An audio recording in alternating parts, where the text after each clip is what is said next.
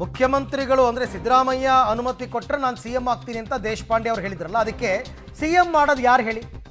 ಶಾಸಕರು ಮತ್ತು ಪಕ್ಷದ ಹೈಕಮಾಂಡ್ ಇಬ್ಬರೂ ಸೇರಿಕೊಂಡು ಶಾಸಕರ ಅಭಿಪ್ರಾಯ ಏನು, ಹೈಕಮಾಂಡ್ ಅಭಿಪ್ರಾಯ ಏನು ನೋಡಿಕೊಂಡು ಸಿ ಎಂ ಮಾಡ್ತಾರೆ. ಅದರಲ್ಲಿ ನಾನು ಒಪ್ಪಿಗೆ ಕೊಡೋಂಥದ್ದು ಏನಿದೆ? ನಾನು ಯಾವಾಗಲೂ ಅಂದರೆ ಅವ್ರು ಮಾತಾಡಿರ್ತಕ್ಕಂಥದ್ದು ಹಾಗೇನೆ, ನಂದಲ್ಲಪ್ಪ ಪಾತ್ರ ಇದು. ಶಾಸಕರು ಯಾರ್ಯಾರು ಶಾಸಕರು ನಮ್ಮ ಪಕ್ಷದಿಂದ ಆಯ್ಕೆ ಆಗಿರ್ತಾರೆ ಅವರು ಶಾಸಕಾಂಗ ಪಕ್ಷದ ನಾಯಕನನ್ನು ಆಯ್ಕೆ ಮಾಡ್ತಾರೆ. ಹೈಕಮಾಂಡ್ ಅದಕ್ಕೆ ಗ್ರೀನ್ ಸಿಗ್ನಲ್ ಕೊಡುತ್ತೆ. ಇದರಲ್ಲಿ ನನ್ನನ್ನು ಯಾಕೆ ಕೇಳ್ಕೊಂಡು ಬಂದರೂ ಗೊತ್ತಿಲ್ಲ ಅಂತ ರಿಯಾಕ್ಟ್ ಮಾಡಿದ.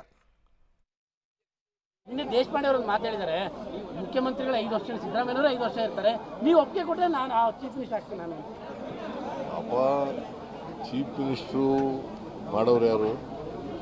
ಹೈಕಮಾಂಡ್. ಬಟ್ ಅವ್ರ ಪ್ರಕಾರ ಚೀಫ್ ಮಿನಿಸ್ಟರ್ ಮಾಡೋರು ಯಾರು? ಶಾಸಕರು. ಹೈಕಮಾಂಡ್ ಅವ್ರು ಏನು ತೀರ್ಮಾನ? ಅವ್ರ ಪ್ರಕಾರ ನೀವು ನಿನ್ನೆ ದೇಶಪಾಂಡೆ ಅವರು ಮಾತಾಡಿದ್ದಾರೆ, ಮುಖ್ಯಮಂತ್ರಿಗಳು 5 ವರ್ಷ, ಸಿದ್ದರಾಮಯ್ಯನವರು 5 ವರ್ಷ ಇರ್ತಾರೆ, ನೀವು ಒಪ್ಪಿಗೆ ಕೊಟ್ಟರೆ ನಾನು ಚೀಫ್ ಮಿನಿಸ್ಟರ್ ಆಗ್ತೀನಿ. ನಾನು ಅಪ್ಪ ಚೀಫ್ ಮಿನಿಸ್ಟ್ರು ಮಾಡೋರು ಯಾರು? ಹೈಕಮಾಂಡ್. ಬಟ್ ಅವ್ರ ಪ್ರಕಾರ ಚೀಫ್ ಮಿನಿಸ್ಟರ್ ಮಾಡೋರು ಯಾರು? ಶಾಸಕರು. ಹೈಕಮಾಂಡ್